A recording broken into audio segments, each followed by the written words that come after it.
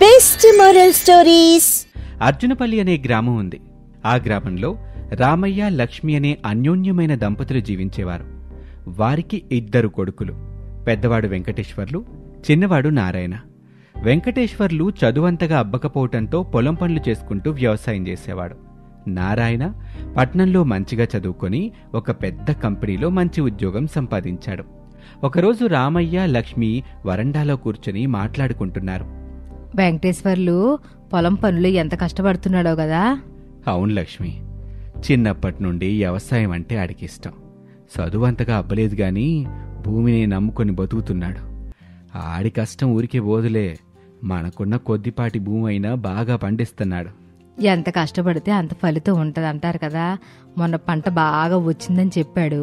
చాలా సంతోషంగా అనిపించింది. రేపు సంతకెళ్తున్నానని చెప్పాడు. మంచి ధర వస్తే బాగుండు. తప్పకుండా వచ్చింది లక్ష్మి. ఆడి శ్రమకి ఫలితం దక్కకుండా పోతుందా ఏంటి? ఎప్పుడు ఎవరికీ భారంగా ఉండాలి అనుకోడు. ఆడి కాళ్ళ మీద ఆడి నిలబడాలని ఎప్పుడూ తాపత్రయపడతా ఉంటాడు. మీరన్నది నిజమే. ఎంత కష్టమైనా మొహం మీద చెరునవ్వు చెరగనివ్వడో. అందరితో మంచిగుంటాడు. ఊర్లో కూడా అందరూ మంచిగా చూస్తారు ఆయన్ని. అవును లక్ష్మి, ఆడిని చూస్తే నాకు కూడా చాలా సంతోషం వేస్తుంది. మరి మన నారాయణ సంగతి ఎట్టా ఉంటుందో. ఆడు పట్నంలో పెద్ద ఉద్యోగం చేస్తున్నాడు కానీ ఎప్పుడు తీరిక లేకుండా ఉంటాడంట కదా. అవును లక్ష్మి, పట్నం బతుకు అట్టాగే ఉండుద్ది.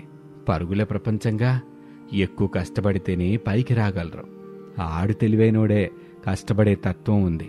తప్పకుండా మంచి పేరు తెచ్చుకుంటాడు. అదే నా భయం.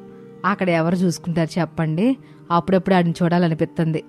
నువ్వేమీ బాధపడకు లక్ష్మి, అప్పుడప్పుడు మనమే వెళ్దాంలే, లేదా ఆడ్నే రమ్మందాం. పండగలప్పుడైనా వస్తాడుగా.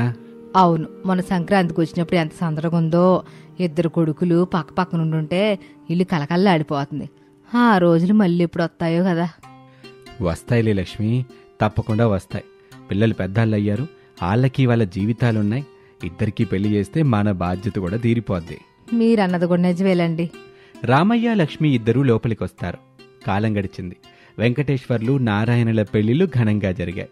కొద్ది రోజుల తర్వాత రామయ్య, లక్ష్మి ఇంటి గుమ్మం ముందు కూర్చుని తమ కోడళ్ల గురించి మాట్లాడుకుంటూ ఉంటారు. మన పెద్ద కోళ్ళ శాంతమ్మ అచ్చమైన పల్లెటూరు పిల్లలా ఉంది కదండి. ఎంత మంచి మనసో. అందరితో ఎంతో ప్రేమ కలిసిపోతుంది. ఇంట్లో పనులన్నీ కూడా తన సొంత పనుల్లో చేసుకుపోతుంది. నిజమే లక్ష్మి, ఆ అమ్మాయి రాకతో ఇంట్లో సందడి పెరిగింది. ఎప్పుడూ నవ్వుతా ఉంటది. వాళ్ళిద్దరినీ చూస్తుంటే నాకెంతో ముచ్చటగా ఉంది. మనకి తగ్గ కోళ్లే దొరికిందిలే. అవునండి, పెళ్లి చూపులప్పుడే శాంతమ్మ పద్ధతులు నచ్చాయి. ముఖంలో ఒక విధమైన కళ ఉంది. మాట్లాడితే ఎంతో మర్యాదగా మాట్లాడుతుంది. ఇక మన చిన్న కోడలు రేఖ విషయానికొస్తే, పట్నంలో పెరిగిన అమ్మాయిగా తన అలవాట్లు, ఆలోచనలు వేరుగా ఉన్నాయి. అవునండి, తన మాట తీరు కూడా కొంచెం భిన్నంగా ఉంటుంది. ఎప్పుడు ఏదో ఆలోచిస్తానే ఉంటది. మన పల్లెటూరు వాతావరణానికి తన అలవాటు పడుతుందో లేదోనని భయంగా ఉంటుంది. నువ్వేమీ భయపడకలే లక్ష్మి, మెల్లగా అలవాటు పడుతుందిలే. తన చదువుకున్న అమ్మాయి, పైగా తెలివైంది. కాకపోతే దాని పెంపకం వేరుగా. మనలాంటి పద్ధతులు కొత్తగా అనిపించవచ్చు. మనం కొంచెం ఓపిగ్గా ఉండాలి. మీరు చెప్పేది కూడా నిజమే కానీ మొన్న నేనేదో పని చెప్తే కొంచెం విసుగ్గా మాట్లాడింది. శాంతమ్మ అయితే ఎంత ప్రేమగా చేస్తుంది. ఆ తేడా చూస్తుంటే నాకెందుకు కొంచెం బాధగా అనిపిస్తుంది. లక్ష్మి, అలా అనుకోకు. మనుషుల స్వభావాలు వేరుగా ఉంటాయి. రేఖకు బహుశా పని చేయటం ఇష్టం లేకపోయి ఉండొచ్చు, లేదా తన దృష్టిలో ఆ పని అంత ముఖ్యమైంది కాకపోవచ్చు. మనం అందర్నీ ఒకేలాగా చూడకూడదు. వారి వారి మనస్తత్వాల్ని అర్థం చేసుకోవాలి. కానీ అప్పుడప్పుడు తన మాటలు నారాయణని కూడా కొంచెం ఇబ్బంది పెడుతున్నట్లు అనిపిస్తుంది. మొన్నేదో విషయమై ఇద్దరు గట్టిగా మాట్లాడుకుంటున్నారు. నేను దగ్గరికి వెళ్ళేసరికి ఆగిపోయారు. భార్యాభర్తల మధ్య చిన్న చిన్న గొడవలు సహజం. చూడు లక్ష్మి, మనం అట్లాంటి గొడవల్ని పెద్దగా పట్టించుకోకూడదు. మన నారాయణ తెలివైనోడు. తన భార్యని ఎలా అర్థం చేసుకోవాలో ఆడికి బాగా తెలుసు. రేఖ కూడా మెల్లిగా మారుద్దిలే. ప్రేమగా చెప్తే వింటుంది. చూద్దాలండి. నాకైతే శాంతమ్మ లాంటి కోడలు దొరికినందుకు చాలా సంతోషంగా ఉంది. అవును లక్ష్మి, నువ్వు చెప్పిందైతే అక్షరాలా నిజం. ఇద్దరూ మా కళ్ళెదురే సంతోషంగా ఉంటే అంతే చాలు. ఇంక మనకేం కావాలి? భగవంతుడు మనకి మంచి కోడలనిచ్చాడు. ఇక వాళ్ల కాపురం చల్లగా ఉంటే అంతకంటే ఆనందమే లేదు. మీరన్నట్టు అంత మంచిగానే జరుగుతాయి. పిల్లలు బాగుంటే మనం బాగుంటాం. రేపిద్దరు కోడలను కూర్చోబెట్టుకుని ఏదైనా మంచి మాట చూద్దాం, కలిసిమెలిసి ఉండమని, ఒకరికొకరు సహాయం చేసుకోవాలని చెబితే బాగుంటది కదండి. మంచి ఆలోచన లక్ష్మి. రేపు ఖచ్చితంగా మాట్లాడుకుందాం. మన అనుభవాలని వాళ్ళకి చెప్దాం. ఉమ్మడి కుటుంబంలో కలిసి ఉండటం వల్ల కలిగే ఆనందం వాళ్ళకి అర్థమయ్యేలా చెప్పాలి. తప్పకుండా చెబుదామండి. రామయ్య, లక్ష్మి తమ కోడళ్ల గురించి మంచి చెల్లు మాట్లాడుకుంటూ భవిష్యత్తు గురించి ఆశగా ఎదురుచూస్తూ కొంతకాలం సంతోషంగానే అంతా గడిచింది. ఒకరోజు రామయ్య తన ఇద్దరు కుమారుల్ని పిలిచి ఆస్తి ఇచ్చేశాడు. ఏవండి, ఇది అన్యాయం కదా. మీరంత బాగా చదువుకున్నారు, మంచి ఉద్యోగం చేస్తున్నారు. వ్యవసాయం చేసి మీ అన్నయ్యతో సమానంగా ఆస్తి తీసుకోవడం ఏంటి? మనకి ఎక్కువ ఇవ్వాలి కదా. చూడ్రేక, ఇది మా నాన్నగారి కష్టం. ఆయన చిన్నప్పటి నుండి ఇద్దరినీ సమానంగా చూశారు. అన్నయ్య వ్యవసాయం చేస్తున్నాడు కాబట్టి దానికి పెట్టుబడి కావాలి కదా. మీరెప్పుడు మీ అన్నయ్య గురించి ఆలోచిస్తారు. నా గురించి ఎప్పుడైనా ఆలోచించారా? మనకే ఎక్కువ ఇవ్వాలి. ప్లీజ్ రేఖ, ఈ విషయం ఇక్కడితో ఆపుదాం. నాన్నగారి నిర్ణయాన్ని గౌరవిద్దాం. రేఖ, ఆస్తి ఎక్కువ తక్కువ అనేది కాదు ముఖ్యం. అందరం కలిసి ఉంటే కదా సంతోషం. మీరెప్పుడు ఇలాగే ఉంటారు. మీకేం తెలిసి సంపాదించడం అంటే ఏంటో. రేఖ, నువ్వు అర్థం చేసుకోవటం లేదు. మీ ప్రేమంతా మీ అన్నయ్యకే, నాకు ఎవరూ లేరు. ఇక చాలు రేఖ, నాన్నగారిని నేనేం అడగనులే. ఇక మనం ఇక్కడ ఉండాల్సిన అవసరం లేదు. మీ అన్నయ్యతో మీ తల్లిదండ్రులతో విడిపోతేనే మనకి ప్రశాంతత ఉంటుంది. రేఖ, ఇప్పుడు నువ్వు ఆలోచిస్తున్నావా? వాళ్ళని వదిలి ఎలా ఉండగలుగుతావు? మీరే చెప్పండి, మీకెవరు ముఖ్యం? నేను చెప్పిందే వినకపోతే మీ ఇష్టం. సరే, నీ ఇష్ట ప్రకారమే కానివ్వు. ఏంటండి ఇది? ఇప్పుడు మనల్ని వదిలి వెళ్ళిపోతారా? ఏం చేయగలను లక్ష్మి? వాడి భార్య మాట వాడు వింటున్నాడు, తప్పే ఉందిలే. నారాయణ, రేఖ పట్నంలో ఒక అద్దె ఇంట్లో ఉండటం మొదలుపెట్టారు. కొంతకాలం గడిచింది. నారాయణ ఉద్యోగంలో బాగానే సంపాదిస్తున్నప్పటికీ ఇంట్లో మాత్రం ఎప్పుడూ ఏదో వెలితిగా ఉండేది. తల్లిదండ్రులు, అన్నయ్య, వదిన లేని లోటు అతన్ని బాగా బాధించేది. రేఖ మాత్రం తన ఆధిక్యతను చూసుకుని సంతోషంగా ఉండేది. ఒకరోజు లక్ష్మికి ఆరోగ్యం బాగోలేకపోతే, ఏవండి, నారాయణని రమ్మనండి, నాకు బాగాలేదని చెప్పండి. కనీసం నన్ను చూడ్డానికైనా వస్తాడేమో. చూద్దాంలే లక్ష్మి, ఆడొస్తాడో రాడో తెలీదు. రేఖేమైనా అంటుందో ఏమో, అయినా ఈసారి ప్రయత్నిస్తానులే. రామయ్య నారాయణకి ఫోన్ చేసి చెప్పటం, ఆ రోజు సాయంత్రానికే నారాయణ, రేఖ ఇద్దరు వచ్చారు. కాని రేఖ మాత్రం దూరంగానే ఉండిపోయింది. ఆమెకు అత్తగారిని చూడాలని అస్సలు అనిపించలేదు. కొద్ది రోజులకి లక్ష్మి ఆరోగ్యం మెల్లగా కుదుటపడింది. అన్నయ్య, అమ్మకిప్పుడు కొంచెం నయమైందిగా. కానీ అన్నయ్య, నేను చేసిన తప్పుకి మీరందరూ ఎంతో బాధపడ్డారు. అమ్మ ఆరోగ్యం ఇలా కావటానికి నేను కూడా ఒక కారణమే కదా. జరిగిపోయిన దాని గురించి మర్చిపోనారైనా. మనిషి తప్పులు చేస్తూనే ఉంటాడు. ముఖ్యమైనది ఏంటంటే మనం వాటిని తెలుసుకొని సరిదిద్దుకోవాలి. నిజం చెప్పాలంటే అన్నయ్య, ఇక్కడ అమ్మని మిమ్మల్ని చూస్తుంటే నాకెంతో బాధగా ఉంది. రేఖ మాట విని నేను మన కుటుంబాన్ని ఎంత దూరం చేసుకున్నానో ఇప్పుడిప్పుడే అర్థమవుతుంది. నువ్వు మళ్ళీ మొదటికి వస్తున్నావు నారాయణ, బాధపడుకో. నువ్వు నీ భార్యతో సంతోషంగా ఉంటే మాకు అదే చాలు. లేదన్నయ్య, అక్కడ నాకు సంతోషం లేదు. అక్కడ నాకు ఒంటరిగా ఉన్నట్టు అనిపిస్తుంది. ఇక్కడే అమ్మ దగ్గర, మీ దగ్గర ఉండాలనిపిస్తుంది. అయితే ఇక ఆలస్యం ఎందుకు నారాయణ, తిరిగొచ్చే, మనం అంతా కలిసిందాం. అమ్మ కూడా అదే కదా కోరుకుంటుంది. మరి రేఖ ఒప్పుకుంటుందా అన్నయ్య? తన గురించి నువ్వు బాధపడకు, నువ్వు ఒకసారి ప్రయత్నించు, తనకు అర్థమవుతుంది. లేదంటే మేమందరం కలిసి మాట్లాడతాం. నారాయణ రేఖతో మాట్లాడతాడు. రేఖ, నేను ఒక ముఖ్యమైన విషయం మాట్లాడాలి. ఏంటండి ఇది? మళ్ళీ మీ కుటుంబం గురించేనా? మీ అమ్మ ఎలా ఉందని కనుక్కోడానికి వెళ్ళొచ్చారు కదా, ఇంకేముంది? రేఖ, అమ్మ ఆరోగ్యం చూశాక నాకు ఒక విషయం స్పష్టంగా అర్థమైంది. కుటుంబం కంటే ఏదీ ముఖ్యం కాదు. మనం అందరం కలిసే ఉండాలి. ఏంటి, మళ్ళీ మీ అన్నయ్య దగ్గరికి, మీ ఇంటి దగ్గరికి వెళ్ళాలంటారా? నేనైతే రాను, అక్కడ నాకేం నచ్చదు. రేఖ, అలా అనుకో. మన కోసం కాకపోయినా కనీసం అమ్మ కోసమైనా మనం కలిసి ఉండాలి. వాళ్ళకి మన ప్రేమ, అండ చాలా అవసరం. మీకేమో మీ కుటుంబం ముఖ్యం. నా గురించి మీరు ఎప్పుడైనా ఆలోచించారా? అక్కడ నేను ఎప్పుడు ఒంటరిగానే ఉంటాను. మీ అన్నయ్య భార్య నన్ను ఎప్పుడు చులకనగానే చూస్తుంది. అలా అనుకోక రేఖ, నువ్వు సరిగా మాట్లాడితే ఆమె కూడా ప్రేమగా మాట్లాడుతుంది. ప్లీజ్ ఒకసారి ఆలోచించు రేఖ, మనం మళ్ళీ అందరం కలిసి ఉందాం. నాకు కొంచెం టైం కావాలి దీని గురించి ఆలోచించడానికి. తప్పకుండా రేఖ, కానీ దయచేసి సానుకూలంగా ఆలోచించు. మనందరి సంతోషం కలిసి ఉండడంలోనే కదా ఉంది. కొన్ని రోజుల తర్వాత, అన్నయ్య, రేఖతో మాట్లాడాను. మొదట్లో ఒప్పుకోలేదు, కానీ తర్వాత ఆలోచిస్తానని చెప్పింది. మంచిదే నారాయణ, మెల్లగా తనకి అర్థమవుతుంది. నువ్వు నిరుత్సాహపడకో. అమ్మ కూడా నన్ను తిరిగి రమ్మని చాలాసార్లు అడిగిందన్నయ్య. నాకు కూడా ఇక్కడే ఉండాలనుంది. మీ అందరి ప్రేమని నేను వదులుకోలేను. అయితే ఇక నిర్ణయం తీసుకున్నారేనా? నువ్వు తిరిగి వస్తే మేమందరం ఎంతో సంతోషిస్తాం. రేఖ కూడా మెల్లగా మారుతుంది.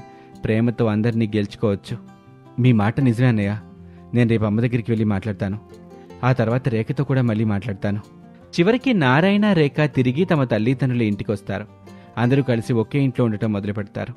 రేఖ కూడా తన ప్రవర్తనని మార్చుకుని శాంతమ్మతో కలిసిమెలిసి ఉండేది. రామయ్య, లక్ష్మి తమ కొడుకులు మళ్లీ కలిసి ఉండటం చూసి ఎంతో సంతోషించారు. ఈ కథ ద్వారా మనం తెలుసుకున్న నీతేంటంటే, ఉమ్మడి కుటుంబంలో ఉండే ప్రేమ, ఆప్యాయత, ఐకమత్యం ఎంతో గొప్పవి. స్వార్థపూరితమైన ఆలోచనలు కుటుంబంలో కలహాలకు దారితీస్తాయి.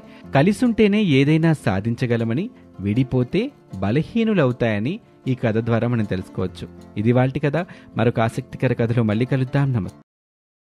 అదిగో అక్కడ శ్రద్ధగా కూర్చొని మట్టి తొక్కుతున్నాడే, అతని పేరు రఘు. ఉదయాన్నే లేచి కుండలు తయారుచేసి ఇంటి ముందు అమర్చేవాడు. ఎవరైనా వచ్చి అడిగితే చాలా ఆప్యాయంగా మాట్లాడుతూ అమ్మేవాడు. ఏమయ్యా, 2 కుండలు కావాలి. సిద్ధంగా ఉన్నాయి, తీసుకోండి. బావుంటాయా? బావుంటాయ్యా, మన్నిక బాగా ఉంటుంది అని ఎన్ని ప్రశ్నలు అడిగినా ఓపిగ్గా సమాధానం చెప్పేవాడు.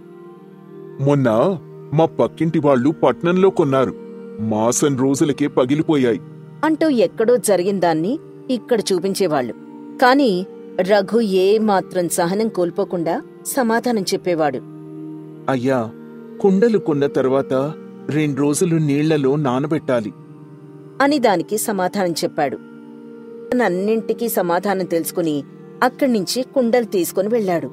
ఆయన దగ్గర డబ్బులు తీసుకుని ఇంటికి వెళ్లాడు రఘు.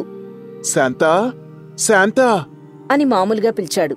అబ్బా, ఏంటండి, నన్ను పనిచేసుకోనివ్వరా అంటూ చిరాగ్గా మాట్లాడుతూ వచ్చింది శాంత. డబ్బు తీసుకొచ్చాను, 2 కుండలమ్మాను. ఒక్క కుండ ఎంతకమ్మావు? మామూలుగా అమ్మేదే కదా, కుండ 4 రూపాయలు అని చెప్పి 8 రూపాయలు రఘు భార్య చేతిలో పెట్టాడు. అవి చూడగానే శాంతకి చాలా కోపం వచ్చింది. ఈ బోడి 8 రూపాయల కోసమా నన్ను లోపల్నించి పిలిచావు? ఏవైంది శాంత?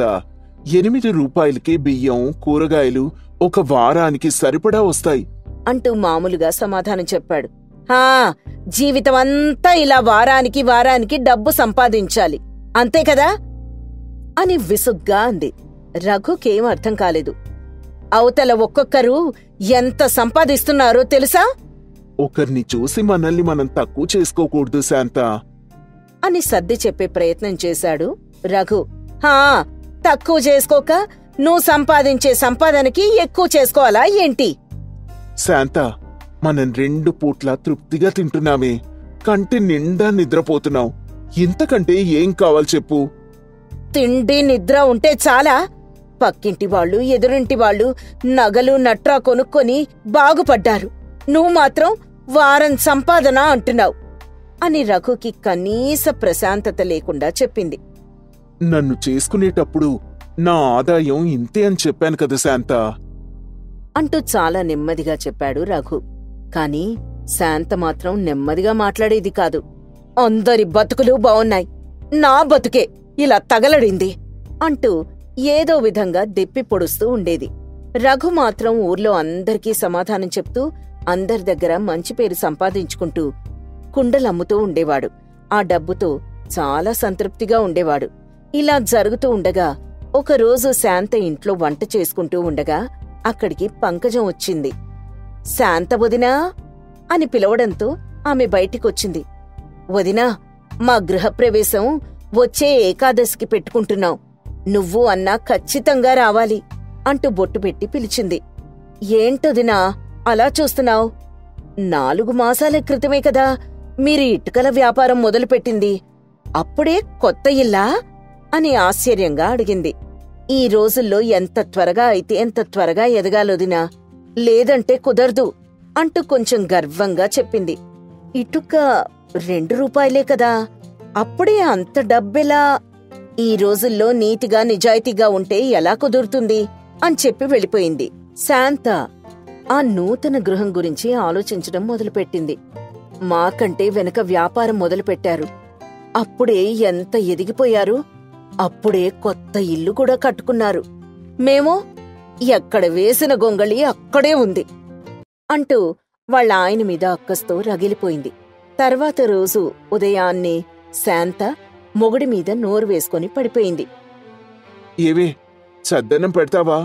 పనికి వెళ్ళాలి అని మామూలుగా అడిగాడు. కాని శాంత ఏం మాట్లాడకుండా మౌనంగా ఉండిపోయింది. ఏంటే మౌనంగా ఉన్నావు? త్వరగా అన్నం పెట్టు అంటూ మళ్ళీ అడిగాడు.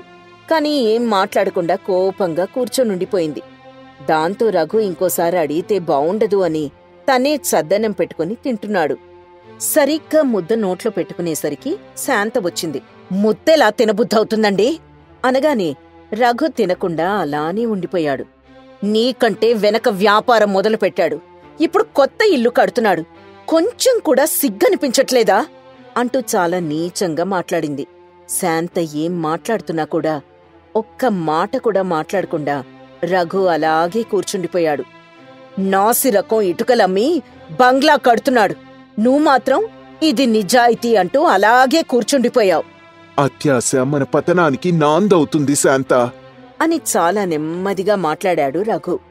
ఆవేశపడకుండా ఇలా చేతకాని మాటలు మాట్లాడితే మన బతుకులు కూడా అలాగే తయారవుతాయి. ఒకర్ని ముంచి సంపాదించే డబ్బు నాకరగదు శాంత.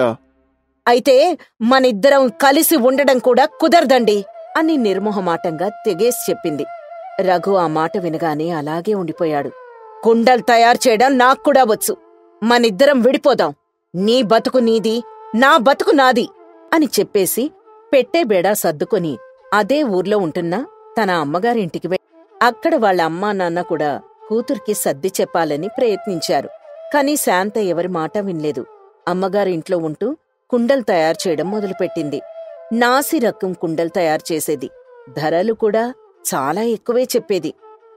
ఇవి మంచి కుండలండి, నాణ్యమైన మట్టితో తయారు చేసిన కుండలు, చాలా కాలం మన్నుతాయి అని ఏవేవో మాయమాటలతో మభ్యపెట్టేది.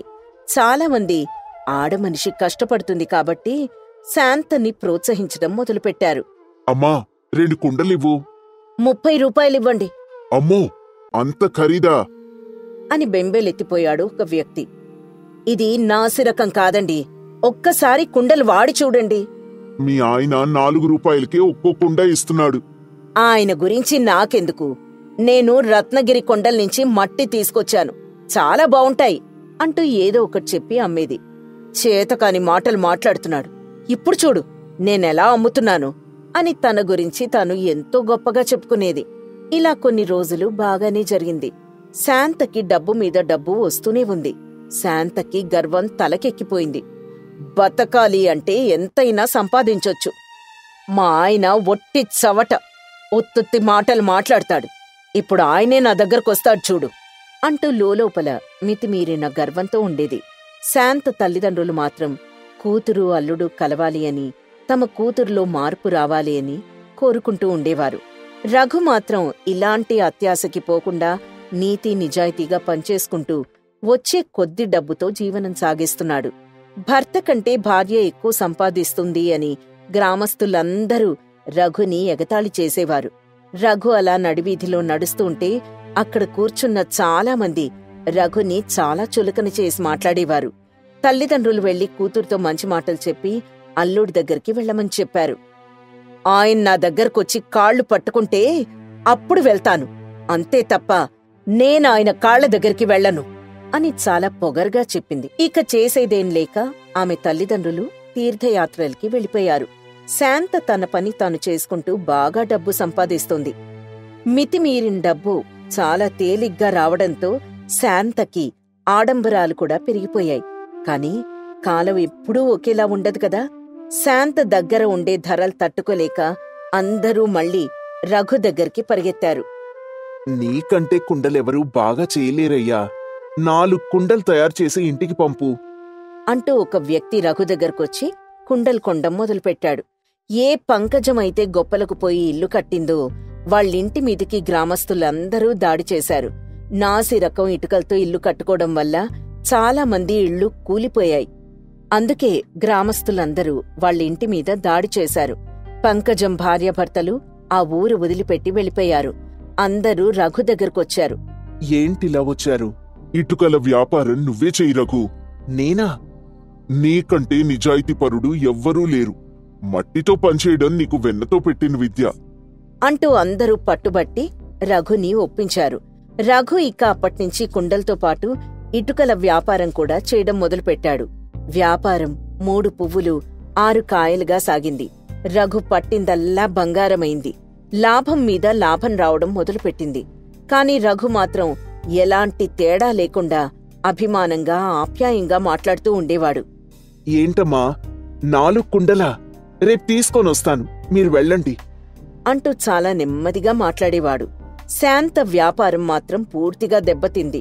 ఉన్న అత్యాశతో భర్తతో విడిపోయి ఎలాంటి భాగ్యం లేకుండా ఉండిపోయింది. ఇక వేరే దిక్కులేక ఒకరోజు శాంత రఘు దగ్గరికి వెళ్ళింది. ఎవండే అని చాలా నెమ్మదిగా పిలిచింది. రఘు చూశాడు. నన్ను క్షమించండి, నేను మీతోనే కలిసుంటాను అంటూ కాళ్లమీద పడింది. రఘు ఆమెను పైకి లేపాడు. శాంత, నేను కష్టపడేది నిన్ను బాగా చూసుకుందామని. దీనికే కాళ్ళమీద పడ్డవేంటి? అని ఓదార్చాడు. అత్యాశతో సంపాదించింది ఏదీ నిలబడదు శాంత. నీతిగా సంపాదించింది రూపాయి అయినా సరే మన దగ్గర నిలబడుతుంది అంటూ రఘు శాంతం దగ్గరికి తీసుకుని ఓదార్చాడు. తన భర్త తనని క్షమించడంతో శాంత చాలా సంతోషించింది. ఇక అప్పట్నుంచి శాంత అత్యాశ వదిలేసి రఘుకి చేదోడు బాదోడుగా నిలబడ్డం మొదలుపెట్టింది. భార్యాభర్తలిద్దరూ కలిసి హాయిగా పనిచేసుకుంటూ జీవనం సాగించారు. అత్యాశకి పోతే ఉన్నది కూడా పోతుంది అని ఈ కథ ద్వారా మనం తెలుసుకోవాలి.